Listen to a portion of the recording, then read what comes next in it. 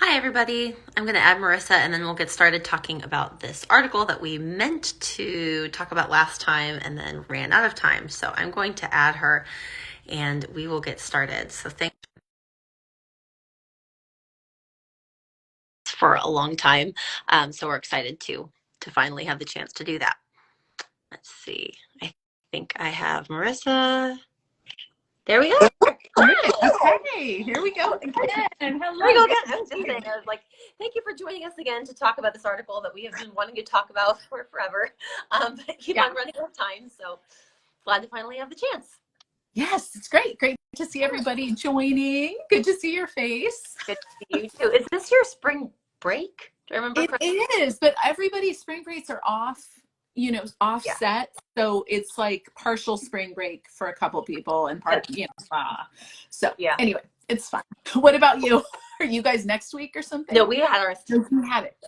Which is like weird. I mean, like we're in Iowa. It would make all the sense in the world to do like mid-April, but I'm glad they don't because my husband and I both teach at a university and our semester is done at the end of April. And so if we had spring break like next week, it would be like a week left. I don't know. So anyway, I'm glad for the way it works, but it does feel, it's always annoying that spring break is always during like a snowy part of the year, but that's okay. Yeah. School here goes till like the end of June. So we still have a little bit of a haul. So it's nice to have it. But anyway. Well, I'm excited to talk about this article because I think I sent this to you like months and months ago. Like, we need to talk about this article. Yeah. And then it shows up all the time on like as a promoted post on Facebook. It must, because people have sent me shots of it. It shows up as one of their like go-to promoted posts, along with another one that's like an anti-feminist post that goes around about like men and how feminism wants men to be passive. Anyway, so it's one of those that shows up for me quite a lot. And yeah, well, and I think it circulates a lot too. Like people are still like, I'll see it on social media or people will post it in response to different things. Yeah, it must circulate a lot, and I have just never had a reason to see it until now because it's from October of 2013, which, for an article on like the Desiring God blog to be that kind of to stay in the ether for 10 years, that's unusual. Yeah. And when I think back to what I was doing, like I was like just starting grad school in 2013, like I was blissfully unaware of anything that was being written about parenting anywhere. And so I maybe read it on the blog back then. I don't know. I wanted to know because you've been a parent longer than I have, and we're a parent in 2013. Yeah. So did you? I had under this article. Was you a Desiring God blog reader? I was not at that time in my life. I remember Piper came to visit when I was an undergrad. He did like a chapel thing, and that was the first time I'd heard Piper. This was back in the late 90s. And I was so impressionable to his message of Christian hedonism. So back then I had a familiarity, but by the time I was parenting, I wasn't as much reading that. But I'm sure it would have come across my radar because I think those kind of resources, I mean, there wasn't this same, I wish I could describe because it's even difficult to remember. It's what's so interesting about parenting over what feels like a generation gap is the way things were when my older children were young it's like a different parenting landscape than it is now. Like social media didn't have the same presence. Like blogs were a piece of it, but a lot of it was sermons and books. So all that's really different. I think the Piper one still gets a lot of traction because Piper's never written a parenting book. So I think when people think, what does John Piper or the Desiring God machine have to tell me about parenting, they go read the articles or the transcripts of interviews, I think. Yeah. That's so interesting. I just don't, my sense of what the parenting landscape was a decade ago is just not really there. I think I had a couple friends who maybe had kids really young, and were in the pretty reformed camp, and so they might have been. I mean, I've written about this before, and this will probably be in the book too. But one of my earliest kind of seeing a friend walk into parenting memories is of one of these friends having like a 1-year-old, and I'm like maybe 20 at the time, and they're just a couple years older than me, and they start talking about their 1-year-old who's just starting to crawl and walk or try to walk. Mm-hmm. And they one time they said no, and the baby did something. I was like, it's amazing how quickly you see their sin nature come out. And I remember thinking to myself, like, huh. Yeah. Like, as someone who, like, for whom parenting is nowhere on the horizon, that it like I like remember that they said, and I remember thinking, huh, that's interesting. And I don't even know if it was like that seems destructive. It was just like interesting. Are we supposed to so that's how we're supposed to Yeah. see That's what we're supposed to think. interesting. Okay. Yeah. And Yeah. they were And big John Piper fans. They were from Minneapolis, and okay. had gone to his church. I mean, so It was probably rooted. Well, and I mean, when I think back, I think the questions were all still there, right? You're still, I think the same sense of overwhelm, I think as a Christian parent, like, am I doing this right? But at least in my experience, it was much more, maybe someone recommended something to you or a resource. Mommy blogging was a thing, yeah, but a lot of that really in the early days started out as kind of authenticity. It was a little bit less prescriptive and a little more mom's writing and kind of like, yeah, let's pull the veil here. And there was this sense of not of solidarity. yeah, There was some of those prescriptive things, but there were like forums and things like that. I do remember that as a piece of it, but it definitely wasn't the same kind of strong impulse for better or worse. I mean, I think in some sense, maybe that was more empowering because people weren't having all these voices or this constant stream of input. But also, then just what was served up to you, you were much likely to accept. Like, this may show up in the book too. I'll probably mention this. I mean, I know when I was pregnant with my first, the church we were at was doing Growing Kids God's Way.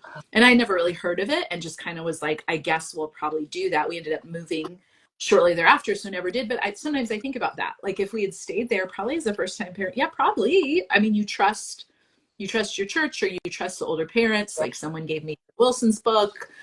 Someone else told me to listen to Rosemond, and you don't really have any other resources. And even parents whose kids are like 2 years older than you feel they do have a lot more experience, but you feel like, okay, they probably know, which I think once you're later on in parenting is kind of a funny perspective to take. But when you're there, it makes a lot of sense. You're like, I'm just figuring out how to put on the infant's diaper, so you have so much more experience, Anyway, so yeah, I'm not too surprised this one still circulates because it's Piper. I am kind of surprised it still circulates because it's pretty empty content. I mean, we have a lot to talk about, but as far as the substance of what he's trying to communicate here yes, is pretty much his hot take, basically. yes, yes. I am constantly amazed. I just listened to I just stumbled upon this Focus on the Family parenting podcast Oh, that I just didn't know about. yeah. But it's like I was laughing because it's one of They the blocked co-hosts, me on Rebecca Instagram, Chase, so the CCM person. But anyway, I listened to an episode that was called Taming Your Child's Tongue, How to Tame Your Child's Tongue. And Ginger Hubbard is the guest on there. And I just have to laugh every time I listen to one of these very like spiritual authority parenting podcasts where they are saying things like what Piper says here: require obedience, tame your child's tongue, do these things. You must, as a parent, you must not allow your children to talk this way. You must not allow them to do X. I mean, But then life or they don't. death. Yes. But then they don't.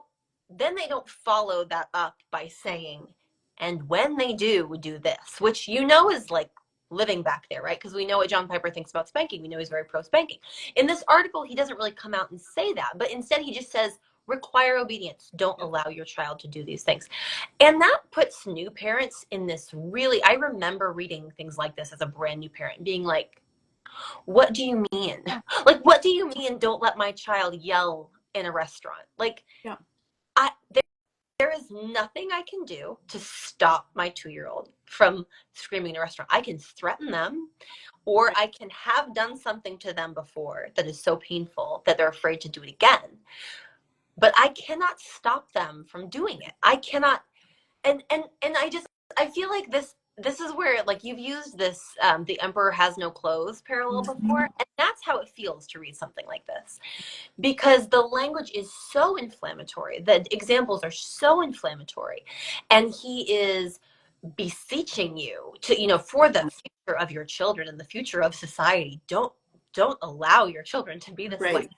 And then it's like he never contends with the question of, but we all know that you can't make another human being talk a certain way or eat something, or there's a limit to that. And what do you do with that limit as a parent? Like it really leaves parents adrift. I did write that. I mean, I have point by point notes because he has 7 points or whatever. But when one of them, I wrote that kind of like, okay, even setting aside everything and granting him that there's a parent who's been only permissive their child's entire life, so that the child is completely boundaryless and all the things he's worried about. How will this article help that parent do anything different except create this high level of extreme anxiety with spiritual intent of, like, not only does he frame it as life and death, literally in a very fear-mongering way, but also this sort of sense of, like, the implications are huge, like, you're failing if you don't do this, you're lazy if you don't do this, you're something wrong with you spiritually if you haven't done this as a parent. Plus the effects are so, but then it is just left there for the parent to subjectively make that happen by whatever means they deem. Its ends justifies the means. And of course, like you said, we know that corporal punishment is going to be a piece of it for Piper. And he also says in one point, he says, you're bigger than them. Yeah. You are bigger than they are. Use your size. And so, that's incredibly irresponsible to tell parents. This will always, when I see people do this, I'm like, I don't care to argue if there is a possible scenario where this could be done appropriately. I'm hard pressed to imagine it, but you don't get to stand on a platform to hundreds of thousands of people and say things like that and pretend like it won't enable abuse when you're directly saying you're bigger than a small child, make them do something. Like, I get really, like, so frustrated when I see that, because who is responsible for that? Is Piper is he going to take responsibility for that? Yeah. Yep. Yeah. Sorry, I'm getting fired up. No, there's so angry. Places to start here. I know where I would like to start, because I wanted to talk about the use of violent episodes and violent imagery as like examples of why you should try to raise well-behaved children. So if we can start. Yeah, let's start. Well, that's where he opens. That's where he starts. Yeah, and let's do that. And then we can kind of work through. Yeah. And I wanted to say right off the bat, the use of the shooting of an unarmed child in California of Andy Lopez, that was horrific and awful. To use that as an example at the start of an article like this, and to even use it as an example and to come out and say, he even says, I don't know the details. But he should have followed commands. But he probably didn't obey. It's because he didn't learn to obey, is basically what he's saying. And first of all, like that, so I feel like I should have, like, maybe posted some kind of a warning about reading, because it is just horrific to read that, and to read that used as an example, because there are a million things happening in that example and in that case that make this completely irrelevant to anything that he is then going to say. Well, and it was obviously a hot button issue at the time. Like, he posts this, I think, in January. This happened the preceding fall. There were protests. There were picketing. There was all kinds of discussion about, was this racial profiling? Was this police officer going to go to trial? I mean, all the conversations that we have thankfully become more aware of in recent years were going on. So even at the 10 years, it's like, oh, that's gross and violent, but it was intended to be very provocative and inflammatory at the time. And yeah, I kind of, my head exploded a little bit to see I don't even know I don't know the details of the situation. To use it, just pastorally speaking, seemed bananas. Horrifying. But Horrifying. yeah. Horrifying. I mean, it is truly like there's no excuse for that kind of thing. Yeah. Because the underlying implication is he deserved what Absolutely. happened to him, and Yeah. his parents deserved for that to Parents. happen to him. And his parents are responsible, and yeah. And I just that is there's no excuse for that. And this is, I mean, big picture, zooming out, this is like a favorite tactic of particular evangelical preachers to use these examples. In this case, it's an actual example from the news, and he's choosing to sort of cherry pick details of it to make it fit in his obedience thing. The other thing that happens all the time is that these apocryphal, invented legends get used all the time, like the one that Nancy Wilson uses, the story of the child. I think she says, like, a missionary family told me the story of a child in Africa where he was standing under a tree and his dad told him, come towards me. And Yeah. if he wouldn't have done that, he would have gotten killed by this poisonous Right. snake, right? Like, and then she sort of offhandedly in that video is like, and if he had asked why, dad, like in this kind of like whiny voice, she kind of mimics a child who would be like, well, why? They would die, you know? Yeah. And that is such a common tactic by evangelical preachers, teachers, church leaders who are trying to make a point. Yeah. I see it used, it's like the most commonly used. If you go back to like the 80s, you see these preachers using it as like a way of warning people against listening to like metal music, right? Like talking about this, there's this apocryphal story of a missionary who came from Africa and heard Christians listening to Christian rock and said, why would you listen to this music? Drums are what we use to summon demons in Africa. And there's no evidence that that actually happened. But there's this just, there is this like impulse to like invent these extreme examples. Right. That Or to do the kind of straw men you'll often hear, like, well, if they don't learn to obey, then they might run into the street. Or these sort of catastrophizing of, it's either I require instant cheerful compliance or that, and there's nothing in between. And I mean, I think of it a lot too, of how he immediately escalates because he pairs this right next to like a child who doesn't put away their like tablet on the plane, as like these are in the same categories. And there's no consideration of the parents who maybe have lost a child to tragedy. Right. Like the subtle implication there is you can control that, or your child wasn't obedient enough, or you weren't, let alone the kind of compulsivity that can create in a parent of like, it's on me to have a child who will obey like this and to be aware.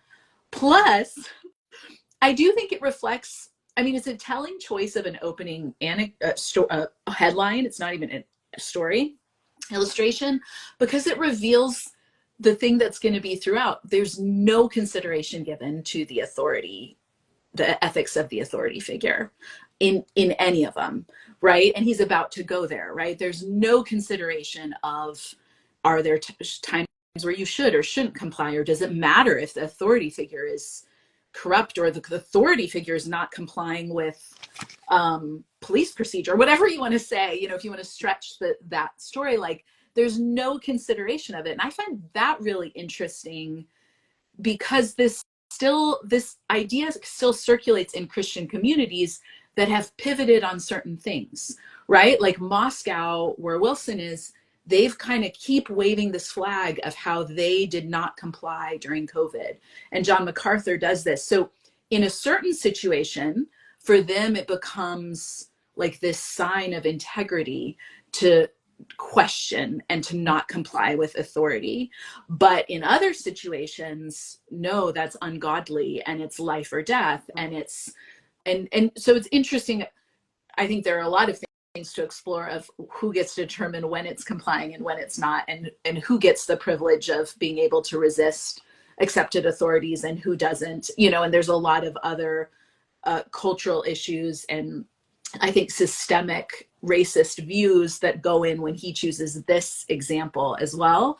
But even societally speaking, I thought that was really interesting I wonder if he would edit this post that moment in American evangelicalism, where people like John MacArthur was just interviewed this week by somebody to be like, you were one of the only ones who stood firm. And whatever you think about what churches should or shouldn't have done during COVID, I'm more thinking like, oh, but the fact was resistance was applauded in a certain category, which really invites the question, do Christian parents, is it a value to raise adults who unthinkingly comply with authority? Like, why is that the value at all to begin with that's being presented? Anyway. Yeah.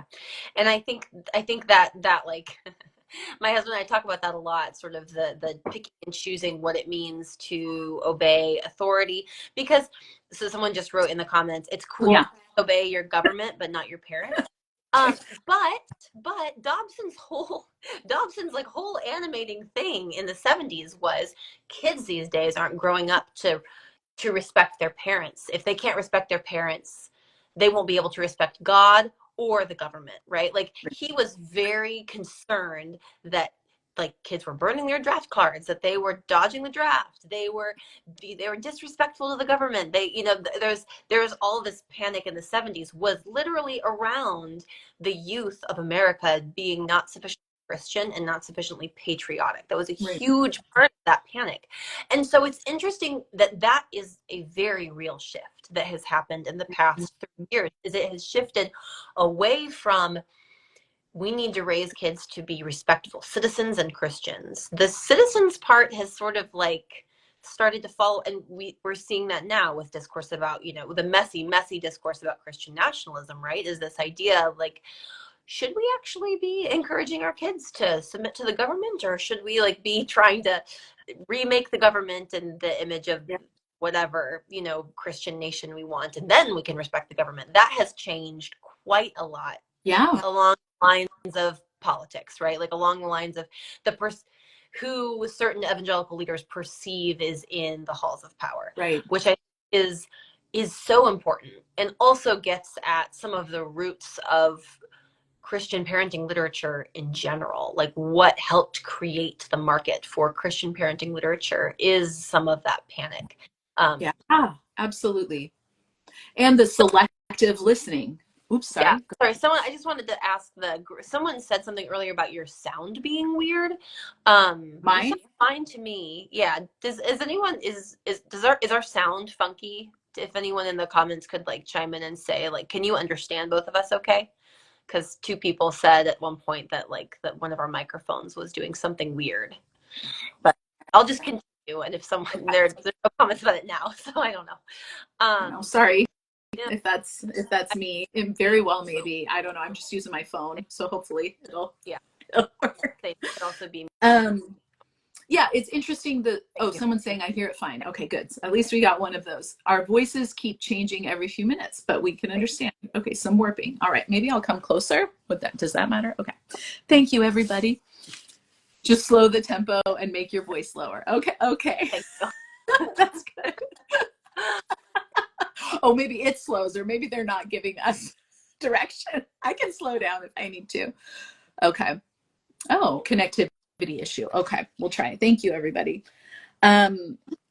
This who you selectively, the authority figure, it's selectively applied who you submit to.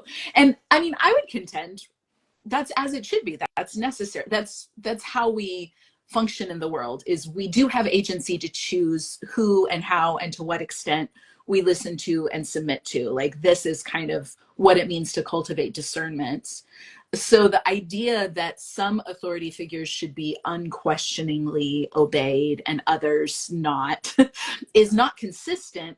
But it's also interesting because Someone says put the phone upside down and we'll love it. If he hadn't said that, I would have probably tried it. Like, this will help. Oh, mercy.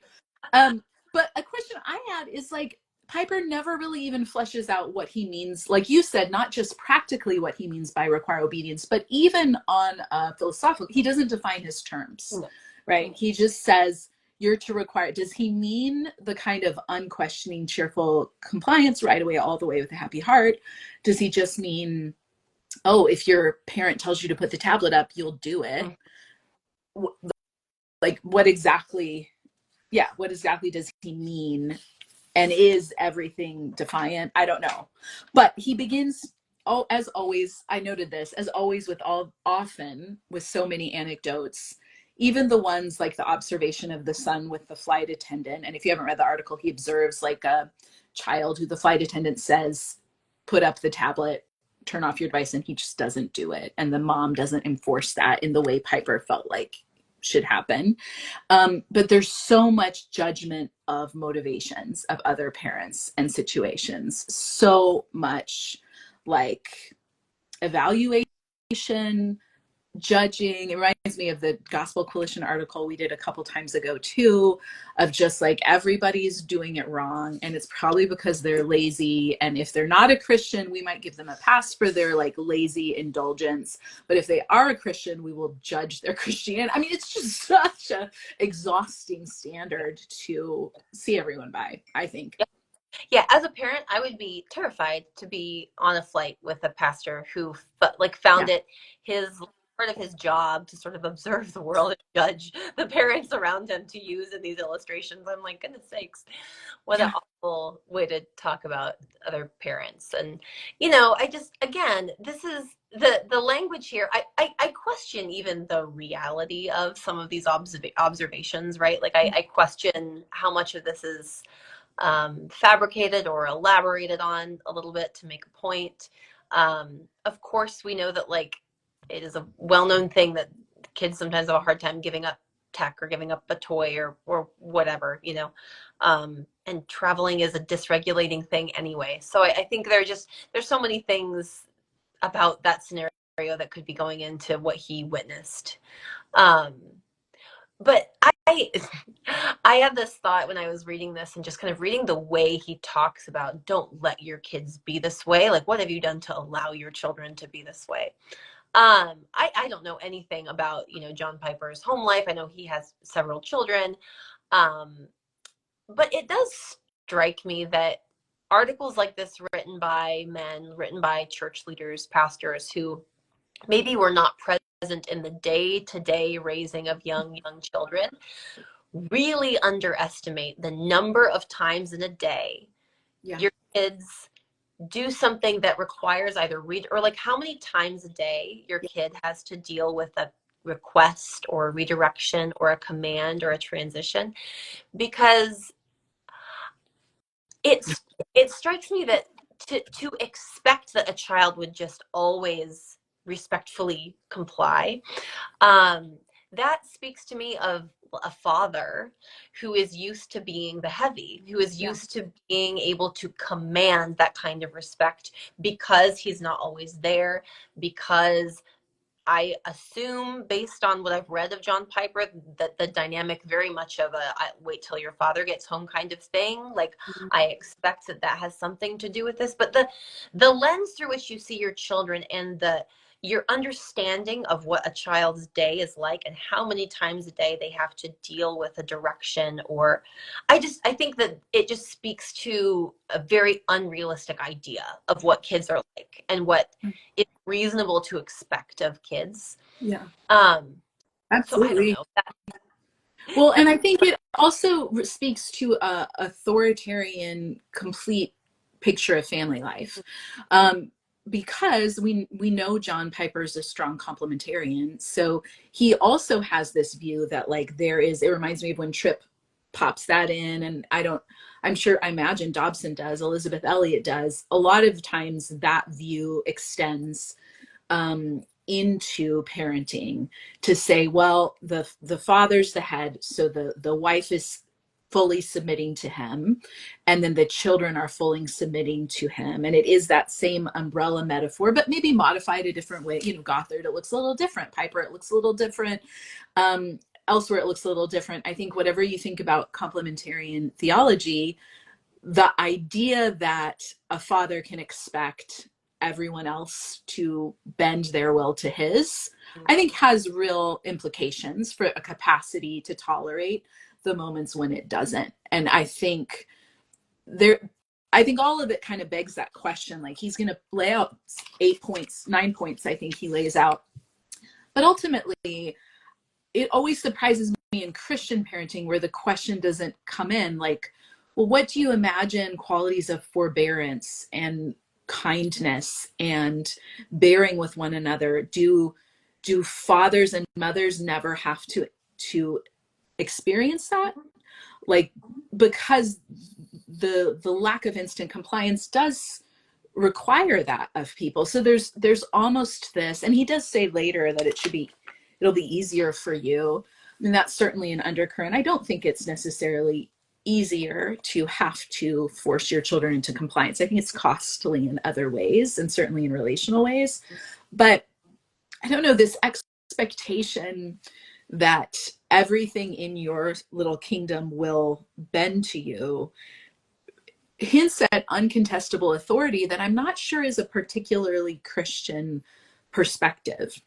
Even if you hold to the hierarchy, that the idea that there'd be no human in your family life that everyone would kind of bend in, it's an unusual take. I sometimes think about the implications of that, and why I think certainly when you see the leaders, like I think of Wilson talks about this as well, like when Nancy is correcting their child in that horrible episode where she like spanks her little boy like almost 30 to 40 times, she names, and then he comes home, the dad, she has to call the dad in, and they talk about how it should always be the father kind of looming behind the mother to make the complementarian authoritarian structure work. But still, it's always like there's no one can ever challenge this perceived authority. And I just think even with an anthropology of human sin, that's got to be problematic to have uncontestable authorities or people who cannot tolerate someone not complying instantly. Yeah.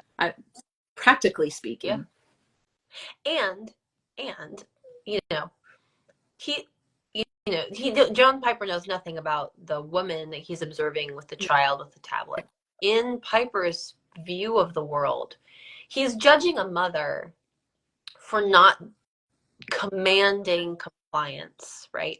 When the complementarian system that you just described is not one in which the mother is the final authority and even commands respect in the same way, right? Like he's holding her accountable for not commanding the kind of respect that in his view is reserved for a father. It's always struck me as strange, that dynamic of the father looming behind the mother, because when that happens, how is a child not naturally just going to make that connection? Like the ultimate, like the heavy is going to be dad, and my mom is going to be either the pushover or the middleman in some way.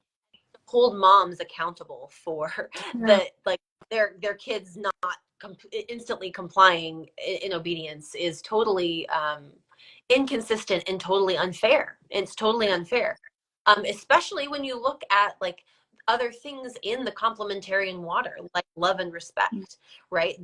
That do not afford women the same deserving of respect, right? Mm-hmm. And expecting children to kind of operate differently. It just seems unfair. It's inconsistent. And I mean, there are a million reasons not to like the book Love and Respect, but that's Yeah. It's an impossible assignment, yeah. I think, for a mother. It's an impossible assignment. Mm-hmm. And I do think all these expectations without tools or understanding of child development always escalate to abuse. Not in every home or something, but I think for many, that's where it has to go, because your only tool is fear or consequences. And if you happen to have a child who isn't compliant or isn't afraid or is neurodivergent or what, any number of things that make instant compliance out of their reach, the tool the parent has been given is force that and make it happen. And so I think it's, yeah, it's just, I'm I'm unconvinced it is even very effective. Like, I wonder, I wouldn't love necessarily to hear, but I wonder if families really who go all in on this feel like they've successfully achieved this. Like, I think of that reformed parenting group, those slides from last week, where you see parents still trying it and escalating it to very troubling degrees, but not having success, being like, should we go back to spanking? My child's older. And you want to be like, at some point, even just does it sort of kick in that this isn't effective, or that this would have happened regardless of these methods as a child gains regulation or has other skills or learns. So I don't know, but he starts on point one. I wanted to jump there because, of course, he starts with, he says, requiring obedience of children is implicit in the biblical requirement that children obey their parents. And he opens with Ephesians 6:1, which is, children, obey your parents in the Lord, for this is right.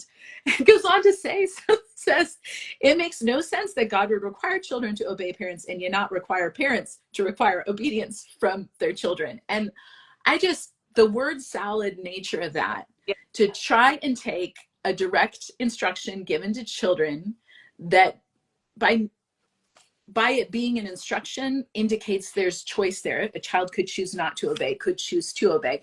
It is given to children, simultaneously robs children of their personhood. They have no choice in this. Like, God is giving them a choice, but not their parents, and ignores this instruction that's given to the parents. The fathers aren't given a direct instruction, and it's not force your children to obey. Yeah. they are given an instruction that's a do not provoke or embitter your children. So it is so fascinating to me when he only uses scripture a couple times in this whole basically opinion article, but to do that and do it so kind of egregiously, make it say what he wants it to say, is just, I don't know. I don't know if it's astonishing anymore, but I don't know how they get away with it, I think, is what I think. I'm not astonished that people try it, but I am astonished that it continues to be served up, because there's a number of things we could talk about the concept of obedience in scripture. Jesus gives a parable of two sons, one who says he'll obey and doesn't, one who says he won't and does. We have concepts of all throughout the Old Testament of people going through the motions of obedience with sacrifices and ritual, but their hearts were not obedient. We have a whole number of things that would belie where he lands with this. And where he lands with it is, it's a quotation of a scripture to make it say something completely different. So I think it just, I don't know. There's not much to say to it, except it's not, you can't say that any more than you can say, husband, the Ephesians talks about wives submitting to their husbands, but really that command simply means husbands should make their wives submit. Like, it's just like this nonsensical thing. Yeah. It really is like, it's just, children, obey your parents in the Lord. Then to flip that around, children, that means parents, don't allow your children to be disobedient. What he is essentially saying is, like, what that scripture should do is directive to parents, because children can't actually, it robs children of that will and autonomy, sort of by saying, what that actually means is, parents, it's your responsibility to make sure that they obey you. It's just not what it says. It's an actually the Bible. Like, actually. Right. Well, and for someone who's so committed, to biblical authority and inerrancy and all these things, to just sort of, this is what that means, is like, oh, like that. Yeah, I mean, you're changing who that's addressed to. You're also changing the role of children in that passage, then, you know, there might as well be nothing addressed to children in that passage.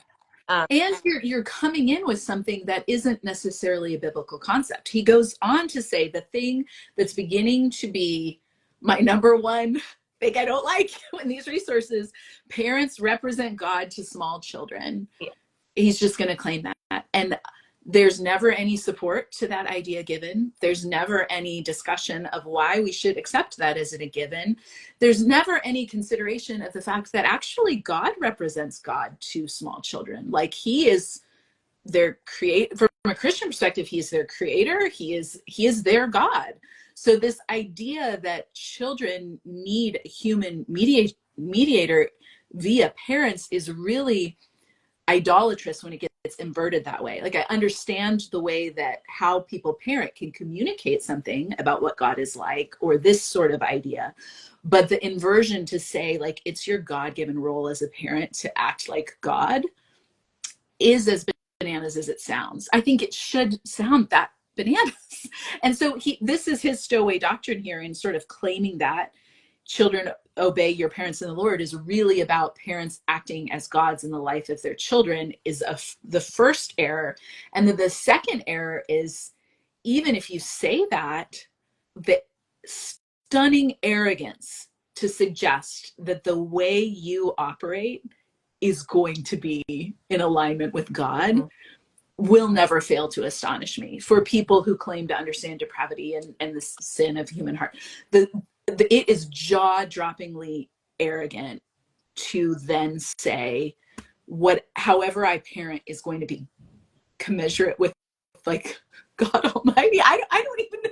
Like, right. Or that it doesn't matter. Like, or that it just doesn't matter. That the important thing here is that you represent God so that your children can learn to respect authority. Right. Like, when you Dobson, like, it's really hard to overstate how crucial and how much of the bedrock of this literature is in this idea of children need to respect authority. And you can see this commitment to the parent as the stand-in for God flowing out of that belief that that's like the fundamental skill, not even skill, that's the fundamental thing you need to train into your children. Yeah. And they can't see God, but they can see you. You can just think of it as you acting for God to make sure that they can respect it. And yeah, I agree with you. That's totally, it's wild. It's a stretch. It is unnecessary. Yeah. It's just unnecessary. Also, it's a stretch, and it just, I mean, what a way to shrink and limit your child's understanding of God from a very young age. Yeah. Right? I would love to give my children a vision of God that is not limited by me and their dad. Like, what a limited vision of God's right. mystery, beauty, expansiveness, all of that. And what an impoverished view of knowing your parents as human beings as well. Even from that, to be like, I understand there's an authority role with children, but I also am a brother and sister in Christ to children, in that sense. And so are other adults. So this way of putting adults in godlike roles, I think, diminishes the capacity to be able to maybe later on or at different levels to be like, hey, I remember what it was like to be a child, and share that. Or here's what my teenage years were like, or something, because the parent is this like godlike figure who's almost out of reach. And I think that really inhibits connection. And also, I think probably plays into unhelpful views outside of the family unit of respecting all parents. Certainly pastors take on that role, or other leaders, and can get into all sorts of troubling places where children who already are such concrete thinkers don't have this sense. I mean, it can be such an exploited trust of a child that they then, any adult has that kind of authority. I don't know. It can lead to distressing places. And you hear this accounts from people. It really poorly equips children to have boundaries, to say no, to be able to do any of that. If this early lesson learned is comply out of fear, comply or be punished. especially if it's someone who's speaking with godlike authority, because not everyone who speaks with godlike authority is trustworthy or should be listened to, or, you know, and that has led to so many manners of harm. Mm-hmm. Yeah. Yeah. Uh, And I yeah. use the phrase that where you've talked about there being no off ramp for that kind of thing Yeah. before. And when you say, when we talk about parents perceived and as God, and then that limiting future relationship with parents, I think there's this idea that like that naturally happens over time. Like I think if you were to ask parents who ascribe to this view, there's sort of this like, oh, you're being over dramatic. Mm-hmm. This, of course, that happens as your kids get older. They start to see your flaws more and more, and then that goes away. But I think that assumes a little too much of how simple that is, right? I think like I Yeah. think that assumes that years and years of seeing your parents one way is sort of gradually undone, and maybe that does happen in Right. some cases. But I think that is like a good enough reason to not be concerned about that Well, and because I think it also assumes a parent will be able to let go of right, their position well and yeah, here, because like we talk about, it trains both sides in this. And so yeah, maybe an adult child's gonna, their world is going to expand, they're going to do the hard work to kind of dethrone their parents or whatever. Maybe they go to a lot of therapy, but that doesn't necessarily mean the parents all of a sudden going to be able to listen to a child with mutual respect or see them as an adult or care to hear from them. And even I'm seeing a comment here from someone who said, you know, they lived in, what do they say? We were told that my dad being a bad leader of our family was something he'd have to answer for one day to God, but there was nothing we could do in the present to stop his reign of terror. And someone else saying, my dad believed he was like God to us as a mediator, and he would come out and say that in order to put fear and respect to us. But what it really did was give us a warped view of God. And I think both of these things right aligned just really show how this goes so horribly awry, because parents are not gods, but they are human beings, and there's no one to challenge authority. And when it gets skewed and distorted, there's no cap. And it reminds me honestly of the teaching you'll sometimes see given to wives in these communities, that is same thing as the first commenter said, oh well, it's your job to submit and it's God's job to deal with his yeah, rebellion. And it those, basically teaches people like God wants you to be abused and will honor you for putting up with that. And someday this person will be judged. And it's incredibly distorted and harmful view. And it's not theologically supportable. It's these unsupported claims kind of carrying it on, combined with fear, and it exponentially harmful impact. mhm. Yeah, yeah. Yeah, Do you have something you want to say about point two, I the do. I obedience? have something about every point. Okay, good. I'm glad you're moving us along. Not much, because they're short points if y'all read it. Okay, so 2, he says obedience is a new covenant gospel category. This one I just underlined. He has 4 verses. He basically just proof text. It looks like he pulled a concordance and looked up obey and pulled some.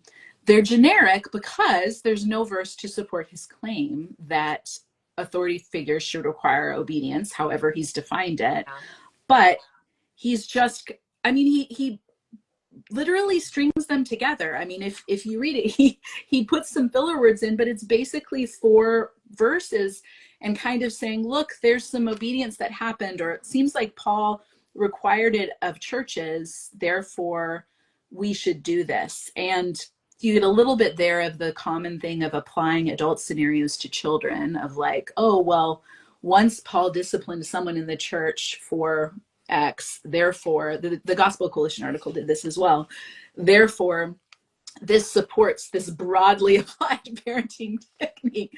So it's just, this felt kind of like a throwaway point, like him just kind of being like, oh, don't imagine I'm being legalistic here to talk about obedience, because here's some New Testament verses that talk about how Christians should obey. Do you want to be like, okay, that doesn't support that parents should require this.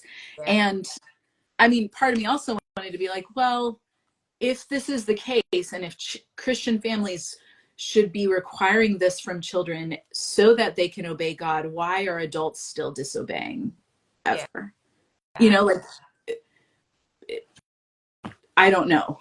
And none of it just didn't make sense. Did you have thoughts on point two? What Yeah, did you I think? mean, well, it just makes me laugh. It's this semantic game that I feel like folks like Piper really like to play, which is the like obedience is not required for salvation, but obedience is evidence of your salvation. So if you're not obeying, you're probably not saved. So you should probably make your children obey. It's this like weird, it's this weird like uh push pull between like the semantics of obedience and what it does, what it means, what does required for what. Yep. And I understand that when we're talking about a lot of this, you know, I will say all the time, I will do my disclaimers, like I am not the theologian here, and we're not sort of litigating our own theologies here, which probably are there are differences between mine and yours. Mm-hmm. I'm not Anglican. So some of this will come down to what your, you know, theology of grace and salvation and Right. justification, all of these things. But I do think that this becomes just a semantic Yeah. game, right? Like at some point this becomes like a, you know, you don't have to, you know, God doesn't require you to be perfect to be saved. Like you don't have to be obedient all the time, but if you're not obedient all the time, you might not be saved. And Well, then and because I think you've got at something really accurate, because the question then becomes, well, does God require us to obey in the way Piper is saying, or do we have the freedom to disobey, and what does that mean? yes, that's the question. Because again, You know? the freedom to disobey, then the question, what does that mean for us? What does that mean for God? And I think, you know, I think Piper's really only interested in the like, this matters a lot, you should make your kids do it kind of. Mm-hmm. It's a, but I still think a lot of it is semantics, because if Yeah. you're to ask, is this required for salvation, he would say no, but it is a gospel issue. Well, then what does that Exactly. mean? You know, what does that mean? It gets um really word yeah. salad quick. And I think it also begs the question, like, why? I think part of why parents want to hold on to this and these sort of things continue to circulate is because it's really unmooring if you begin to say, what do we really think about obedient, why we're obeying? Are we just obeying God because we're afraid he'll punish us, or because he's bigger than us, to use Piper's for words from point three, or he can hurt us if we don't?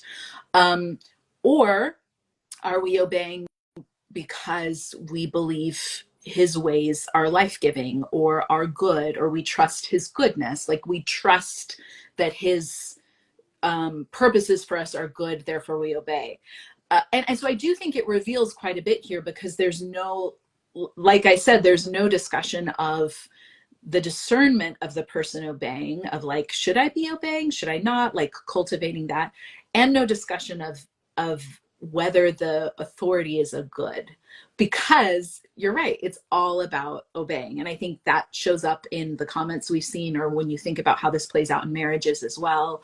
And it really takes, I don't know how I'd encapsulate what that underlying view of God is then, that it doesn't matter to him if there's ethics or there's no question of goodness, it's just absolute unquestioning obedience. I don't know if it would be interesting to hear someone like Piper answer that. Like, is that what's really at the heart? I mean, not even the question of like, is there a scenario where you couldn't obey, but just, would he obey an authority figure that asked him to do something he didn't, that was good not to do, or you know, those sort of like ethical dilemma Yeah. questions.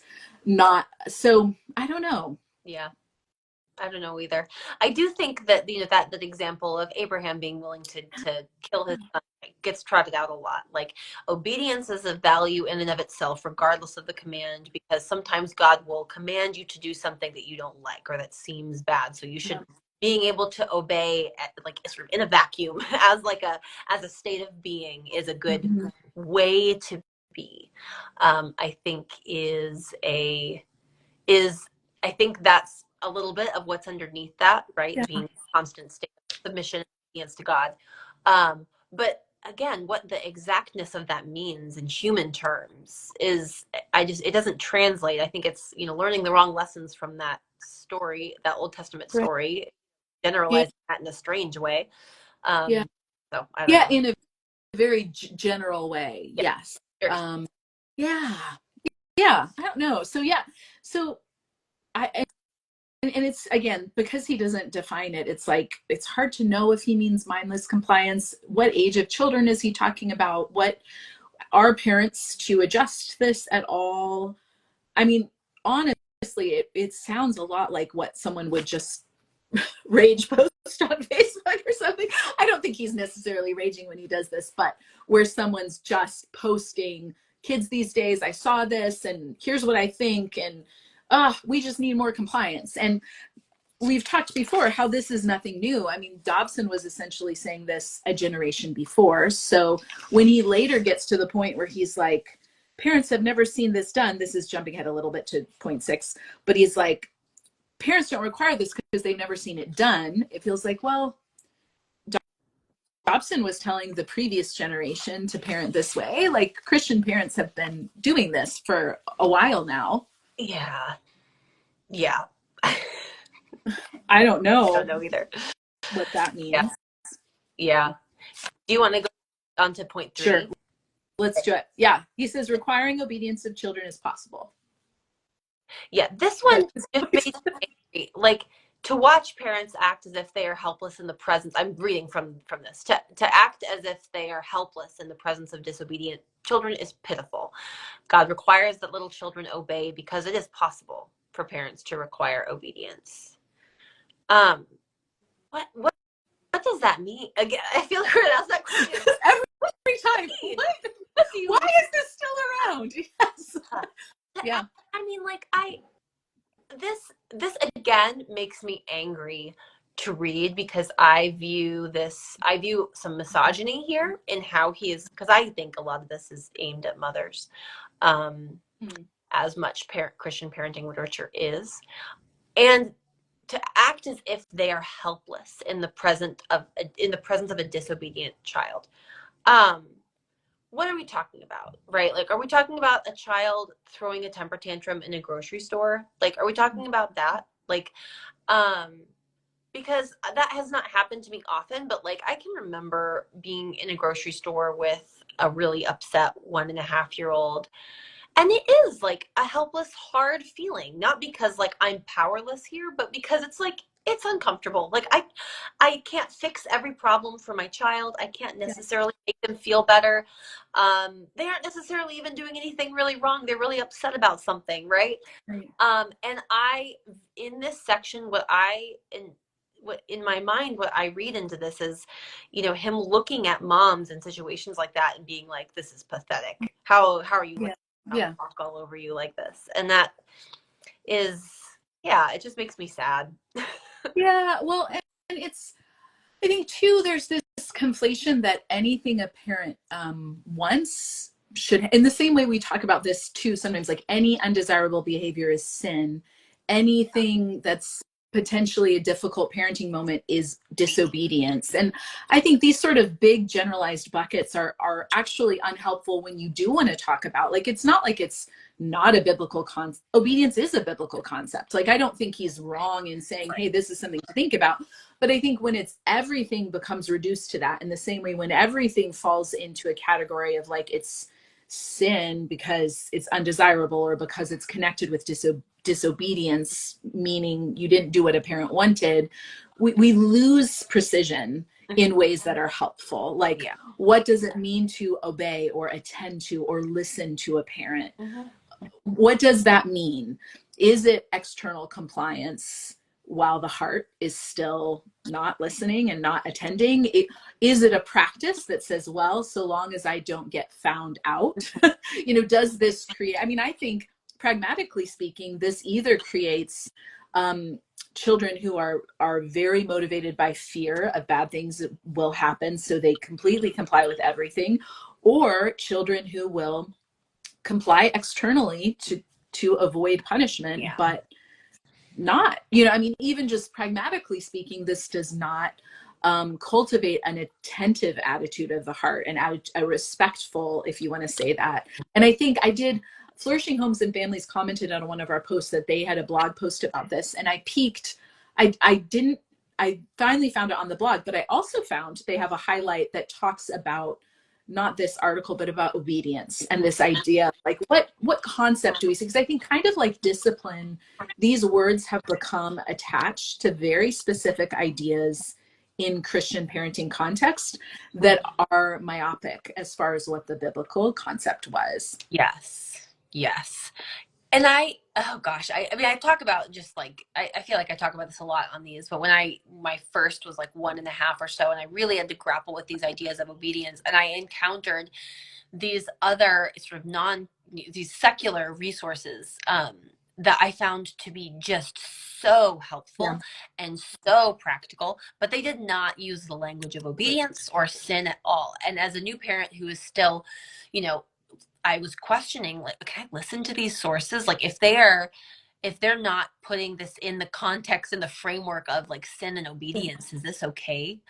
Um, but oh my goodness, in terms of like practical and actually like actionable things and a lens through which to view my children and how to help them Yeah. get through their day and do the things that they needed to be doing, far and away more Right. helpful than this. I mean, this is, I don't know if this is trying to be helpful. This is just polemical.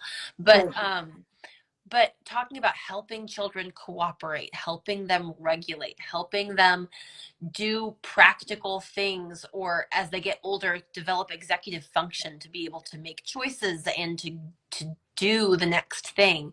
Mm-hmm. Those are hard things. Like when my 4-year-old was having trouble kind of getting out the door, like that wasn't a defiance issue. I mean, sometimes it No. is, but sometimes it's just this is a hard thing to do. I don't want to Right. stop what I'm doing. And like this kind of framework for obedience is like, there is never a reason good enough for a child to Yeah. have a hard time Yeah. doing what you tell them to do. There is never a good reason. Right. There's never a good enough reason for your child to say, but no, I'm not done Yeah. yet. I'm not done playing my game. Yeah. When when you step away from an obedience framework and you like take seriously the things that your child spends their time doing Right. and thinking about, Yeah. that completely changes Well, the way you view the situation. absolutely. And it's so relentless. Like when you think of the moments that become, whether it's the 7-year-old not being able to put away the tablet, whether it's the shoes going out the door, whether it's the child who doesn't eat right away, any of these sort of things. And you think, even if we want to look at Ephesians 6, verse 1, it is paired with parents don't embitter your children. I can think of almost no greater recipe for embittering or provoking a child than to relentlessly ignore their perspective and their needs and be like, comply, comply, comply. Like, even as adults, if we had an employer who did that, or a friend or a family member who, it doesn't matter if we aren't finished with a task, if it doesn't matter if we are hungry or tired or have a reason to delay or something, are just constantly expecting that, you will resent that. I mean, I think we all can, I can feel it even, you know, you can think, it is a way that we don't treat other people for good reason. I mean, it is a mindset of, this person is there for me to completely dominate and control.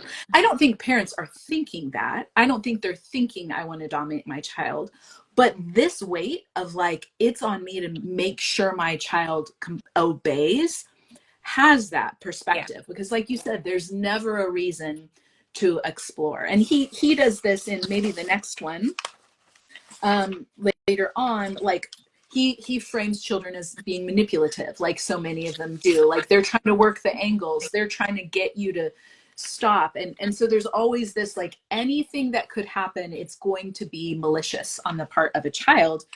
And it's just so short-sighted. I really think if some of this stuff, I say it all the time, could be deflated down to advice, and if parents were given freedom to step back and be like, evaluate this without the spiritual authority, I think many parents would be like, gosh, this just seems counterintuitive to even common sense. This like seems like not great relational advice for anyone, let alone parents and children.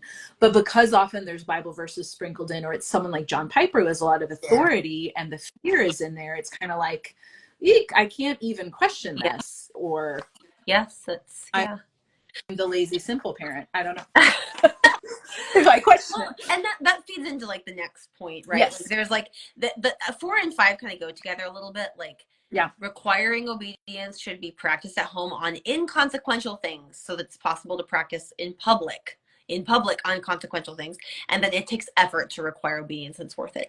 And like I get what he's trying to do here, but gosh, again, like what a recipe for just awful things. Like let's give our kids more commands to deal with so they can practice instantly complying. um I just I think I'm not an expert, but I think there are a lot of people who write about this now who would say that's a really great recipe for a dysregulated child, right? Like Yeah. giving them too many transitions, too many directions, too many yes nos, right? Like I think um I would guess that and I actually am pretty sure that a lot of the more mainstream guidance now is like try to, give your kids more yeses, more yes spaces. Try to minimize the amount of management you do of them, because it's actually easier for them to kind Right. of, I mean, comply is the wrong word here, but like it's easier for them to come along with you when you need them to, when this isn't the 100th request that you're giving them that day. Or And when it feels fair. I mean, I think like it's fair. other human beings, like if it My goodness. if it feels, if your employer is asking you a million little, the resentment versus someone who's respectful or can ask reasonable things, or maybe you are willing then to to switch it up sometimes if you have to, if you don't want to, but you're still willing to. And I think also, as with all these resources, there's an absent discussion of child development, or even a perspective of a child that acknowledges children are attached to their caregivers and, generally speaking, desire to please them. Mm-hmm. I think is fair to say. And but this starting place is no, children are out to uh, disobey you. Like that's the starting point. They're out to disobey with whatever you say. So you really have got to keep practicing. And I think if we could pause a little bit and be like, is that true though? Or are we attached enough to our children? Are we aware enough of our children to be like, is that what's going on, to kind of re-empower parents to like study their children? Is that what's going on in this moment, to get curious a little bit? And I do think a lot of the more contemporary parenting approaches, I'm sure there will be people 20 years from now talking about the flaws in them too, Yeah. but give everybody some breathing room to kind of say what might be going on here, and can we all take a minute and then think through a couple different options, rather than it always has to be fast and quick and loud and dominant, without regard of, again, the ethics of it Mm-hmm. too. And on point 4, I kind of was like, oh, okay, it's fine to train children to obey or even to comply. I guess that can, to want your children to be more enjoyable in public. Oh, okay. I mean, some of that felt pretty benign, but just kind of utilitarian, not Yeah. particularly Christian. Just like, oh, okay, you can. Those are goals you can work for. People navigate that different ways. Like you can Sure. take your toddler out in public less if it's going to be too much, or sure, I guess you could work on having a more compliant child in those circumstances. Oh, okay. But it again, when it comes to spiritual authority, there's this sense of like, they need to be out in public all the time and they need to be able to comply, and no question of, yeah, what that might be like Yeah. for them. What about point 5? Yeah. I'm like, this is just where he's like, these parents are lazy. Like these parents are lazy. It takes effort to require. And like, I, I don't know. I didn't really have much to say about this besides Yeah. that the title of it, it takes effort to require obedience and it is worth it. It bears sweet fruit for parents, children, and others. I mean, I can't help but read this and be like, it is easier for you For if you you. have children who do everything you say. That is Yeah. easier for you. That's true. It's more convenient for you as an adult if you have that. Yep.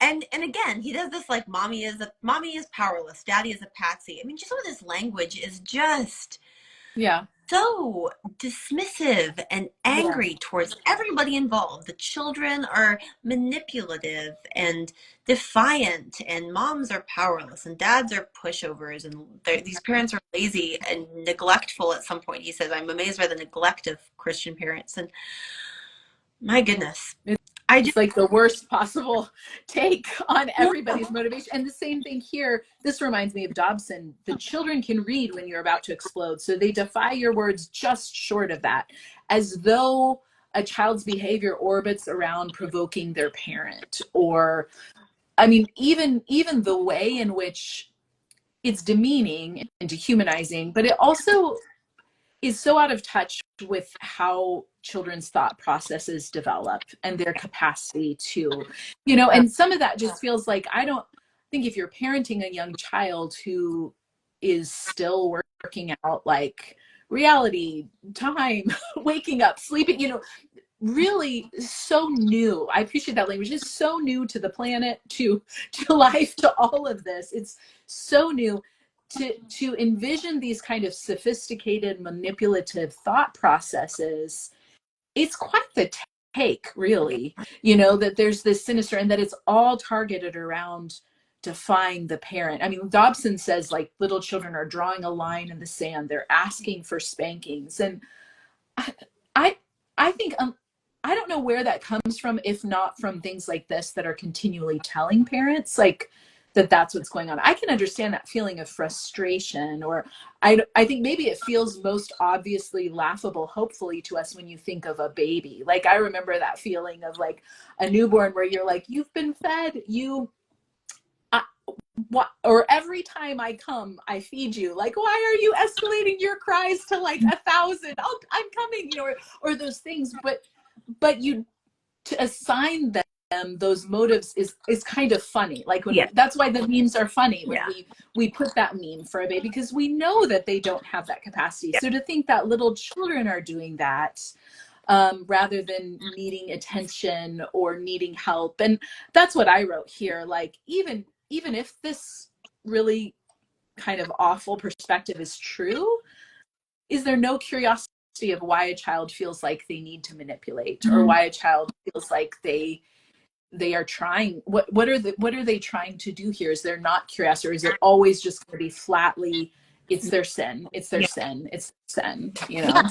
Yeah, it's their sin. It's that idea their heart is like bent toward rebellion or something, just for rebellion's sake, which I think is a strange way of talking about sin and rebellion anyway, right? That there's this Yeah. like chaos demon and everybody that just wants Right. to make trouble, Right. Well, and a it's really not awful way to do particularly your biblical. kids. It's not particularly biblical either. You have this sense of like children not, there's a time at which they don't know right from wrong, and they're trained in that. So even that doesn't even make sense from a Christian. Maybe it's a specifically strain of Christianity, but it's not necessarily robustly in line with Judeo-Christian thought historically, I think. Yeah. I don't know. Yeah. Yeah. I think that's all. There's just so much. Yeah. um I'm looking at point 6 now. Yeah. The multi-generational dysfunction. Yeah. I didn't have much to say about that, just besides that this feels manipulative and, again, unkind. Yeah. Parents don't require discipline because they've never seen it done. They've only either seen passivity or anger. They've never, then this, I think this is like, Ted Tripp does this too. He has this idea, there's this like unicorn golden form of discipline that no one's ever, it hasn't worked because it hasn't been tried, right? Like that's the thing. Like, of course it hasn't worked. It hasn't actually been tried. And that's such a cop out. Yeah. And it's just, yeah, it's not accurate. It seems like, well, what have all the other he wrote this in 2013. What did all the Christian parents of the 80s and 90s who were buying into Dobson or Tripp, or who were essentially saying some variation of this, were they not doing this? And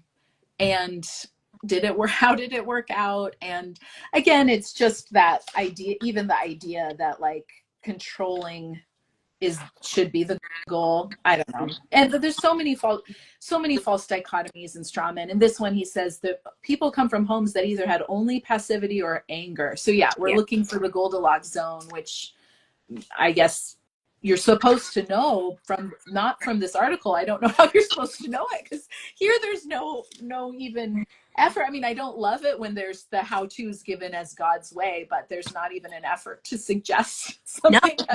And no suggestion for a source that does either, right? Like no, like here's a good resource, here's a good, I don't know, anything. Nothing. Yeah, and there's a lot of right before, he also gives the assumption that like if you don't do this, you'll have uncontrollable children when it really matters, which has kind of been his through line. But those sort of statements always, now I want to be like, why? Like, why? There's a lot of, I could make similar statements like forcing compliance means when it really matters, children will lie and hide and disobey, you know, and it's just me making a random statement that's not really provable, you know, but they're popped in with this kind of authority to be like, well, maybe, I don't know. It's almost like there are individuals involved. I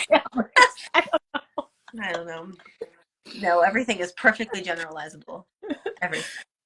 Okay, number 7, gracious parenting leads children from external compliance to joyful willingness.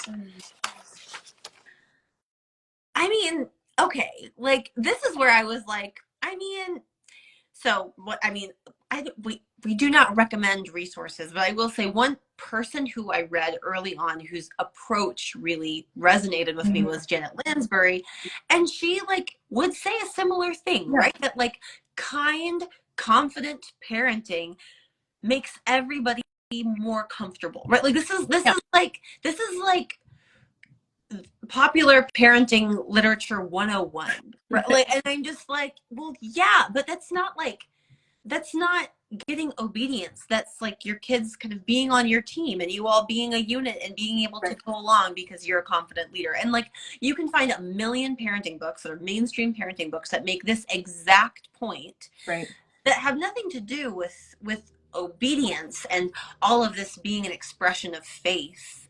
It's just a response to confident, connected parenting, at least in my understanding of it. So this one just kind of made me laugh. I was kind of like, I mean, you're so close. Sure. We'll give you that one. But also, yeah, it begs the question again, like with so many of these things, what can you really point to? Like, sure, maybe requiring external compliance, maybe this could be done in a Goldilocks way and it was done well and not harmful, and kids complied, and then they were led to joyful willingness. Okay, but then there's also the question, like, or is it because it was done in a kind and helpful way, children trusted the parent? Was it like the requiring compliance, or is it being a trustworthy parent or leader or connected leader or any of those things that then a child's more willing to obey? Is it a child having more capacity to obey?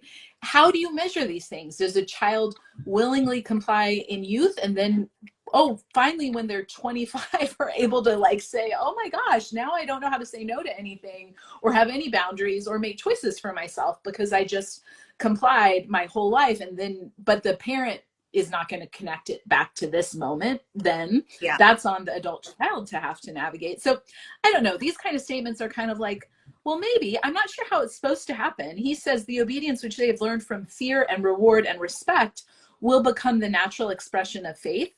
I'm not like, how can you even claim that? Or this feels like a very vague prosperity gospel parenting promise. Like, sure, that sounds great. I'm not sure on what basis you're saying that or how that's supposed to work out.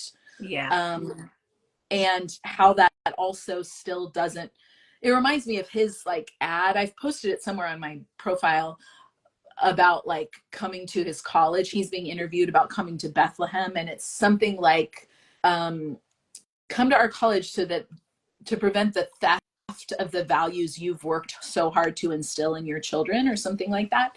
And to me, it struck me again of like this whole mindset that believes it's a parent's job to force compliance, that God just wants people to be forced into compliance, that somehow this recipe will mean your children will be Christians who will then comply. Yeah. I don't think it's supportable. I don't think that's how we see it play out. I don't think that's how God operates with people who do sometimes reject him. And also, is that an actually natural organic faith if that's the result? I'm not sure, because there's no agency given anyone in any of that. Right. I don't know. Yeah. What do you think? Yeah. What do you think about point 8? Children whose parents require obedience are happier. I mean, this one, they all just make me a little bit mad because, like, okay, so translate that to like mainstream parenting guidance, right? Like children need boundaries to feel safe, right? Is what somebody would say, like Becky Kennedy, for example, who's got her book Good Inside, right? She would take the obedience language out and be like, no, it's not that the parents are requiring obedience, is that the parents have enforced boundaries.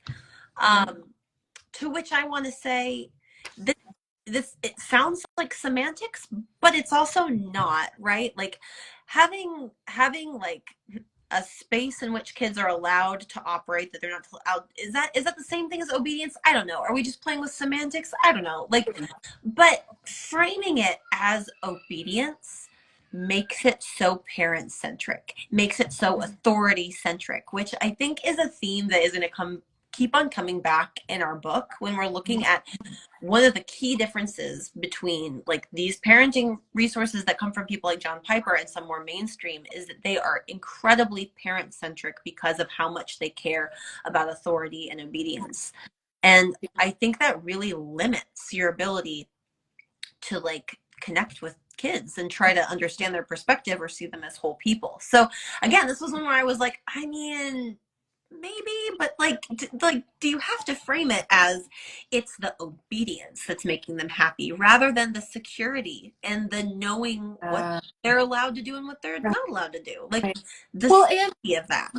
These sort of claims always, it's like when Rachel Jankovic talks about spanked kids being happy kids. It's kind of like, well, I don't know how you can make those kind of claims or try and prove those kind of claims, because the system itself has said children have no way to dissent. Like, you can't dissent, you must obey, often cheerfully and with a smile. So if a parent may perceive that their obedient child is happy or their spanked child is happy, but how do you measure that? Because would the child have permission to say no? Yeah.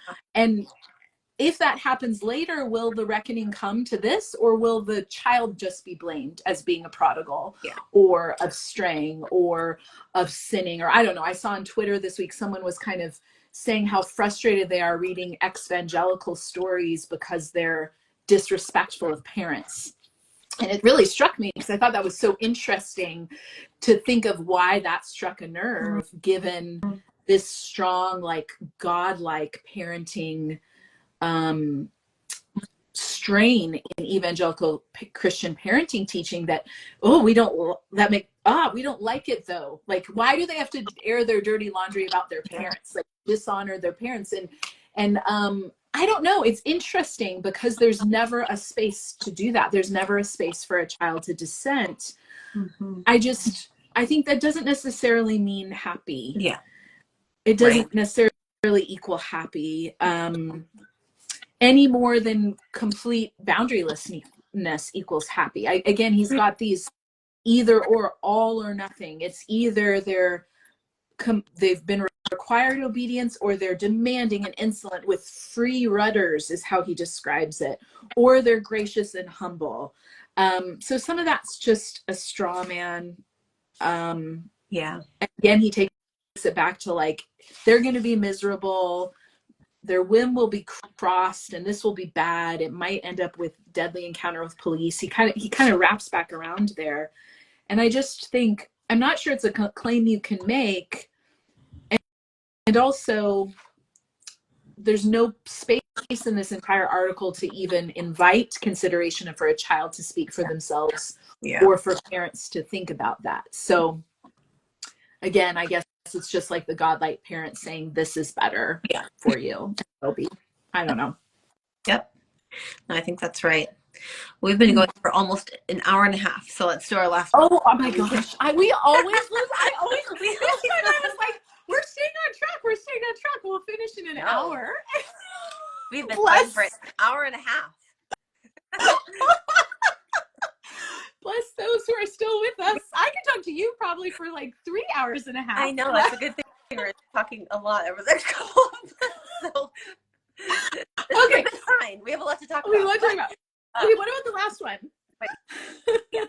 Requiring obedience is not the same as requiring perfection. And this is where I want to say, yes, thank you for saying that. Finally. Given the rest of your article, I don't know that anyone would have gotten that from here, right? Yes. Like this require obedience, do not accept this kind of maybe lead with this. I just want to say, like, well, okay, like when you talk about practicing obedience on little things at home, like you're talking about just this relentless pursuit of obedience. You give parents no wiggle room or no room to breathe. And then at the end, you say it's not the same thing as requiring perfection. And we're all kind of sitting here like, well, I mean, duh. Like we all know that we can't make our kids be perfect all the time. But you give no room for where it could be okay to let things slide or not even let things slide, just accept that I don't control my children. It's not like I'm letting it slide. The sin is not mine to punish, right? Like at some point you have to say like, yeah, because it's not my thing to punish or to seek retribution. I can't control my kids. And so this at the end felt like this admission of a thing that he's been so unable to admit the whole article, which is you don't control your children. And I wish he would add to it, you're also not like the judge, jury, and executioner for your children either. So, you know. Right. Like, yeah, the whole thing, he kind of undercuts his whole argument here too, where he's like, there's no manual for this. I mean, I appreciate that he gives the definition, but also the whole thing he said is like, don't do it wrong or your child might die. I mean, this is the stakes he's done. So, I mean, okay, but how is a parent to evaluate that? The life or death stakes. Okay, there's no precise manual, but just know you should figure it out or else something extraordinarily bad could happen. And again, he closes with, since parents represent God to children. No, nowhere. Why are we insisting on this, especially before they can know God through faith in the gospel? I mean, essentially he's saying until a child can cognitively understand my specific prescription for faith, they can't know God. We have no basis for that. Certainly not what we see with Jesus in the Gospels relating to children. There's no sense. I mean, if you want to look at things like being knit together in the womb, there's certainly a sense that God knows children from their earliest moments. So the idea that children can't have capacity to do this, it also, again, always raises those questions about what about people who will never have the capacity cognitively to understand faith through the gospel in this doctrinal way. Like, do they need a representative of God? Like, even as or something, or can they relate to God? Anyway, that just feels very limiting a view of God as well. Yeah. But his closing is kind of more vague, word salad. He says, but there's divine grace for this, and you will be richly rewarded, which again are kind of filler terms of like, what does that mean? Divine grace for what? To make your children comply? Like, how is he making that claim? And how will you be rewarded? That is undefined. So his pastoral word at the end is just, it's hard. I've spent most of my life in it. There's grace for it, and you'll be rewarded. Yeah. And then, like, what? Yeah. What do you mean? What do you mean? What does that mean? I don't know. It's just, I appreciate that, preaching as an art sometimes involves hyperbole and polemics, but it translates really poorly to writing.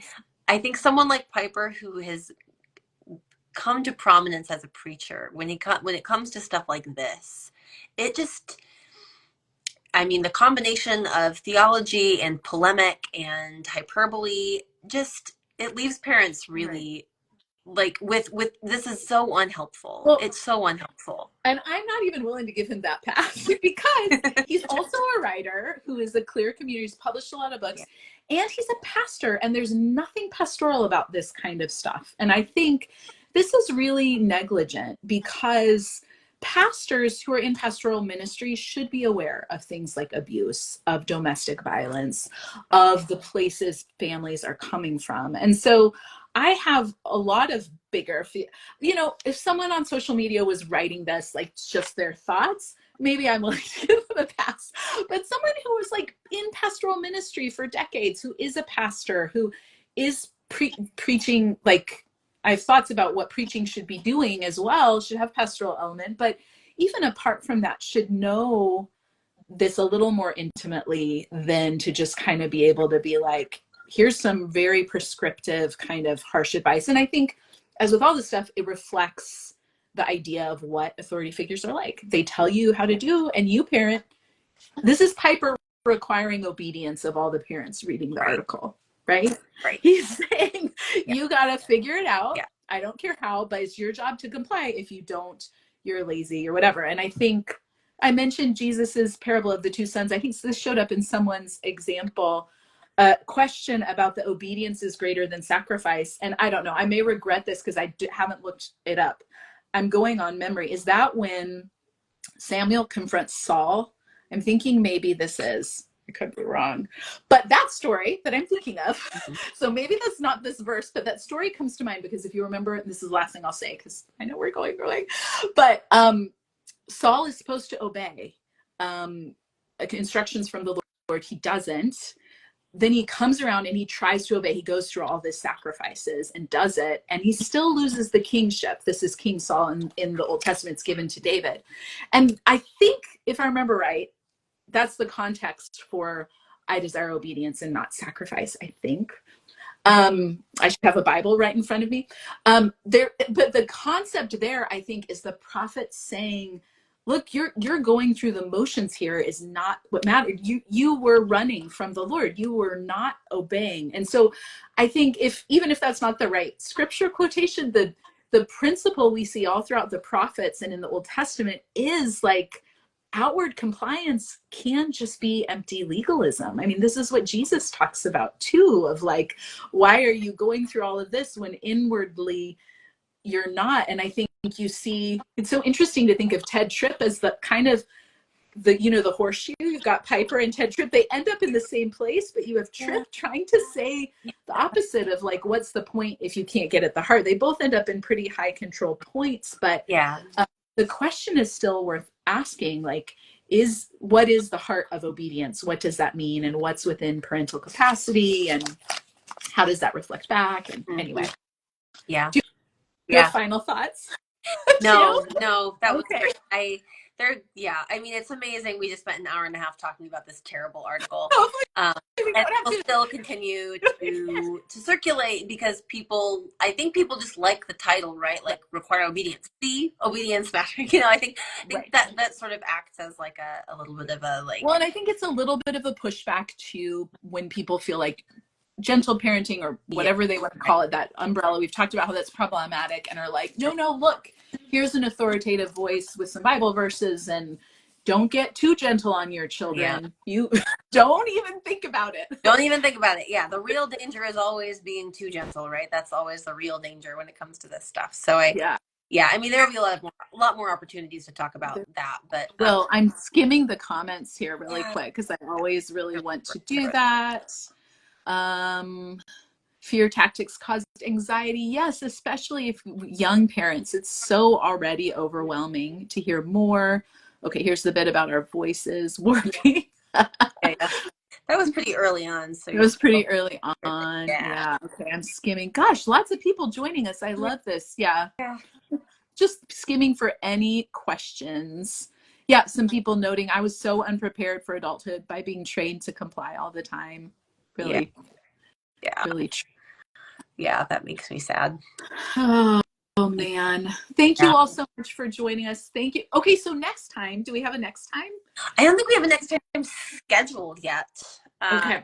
Do we have a We next do thing? have this spring. I need to circle back with him. But Ryan, our El Staller, who has written the book Kingdom of Children, but also has a degree in child safeguarding and protection.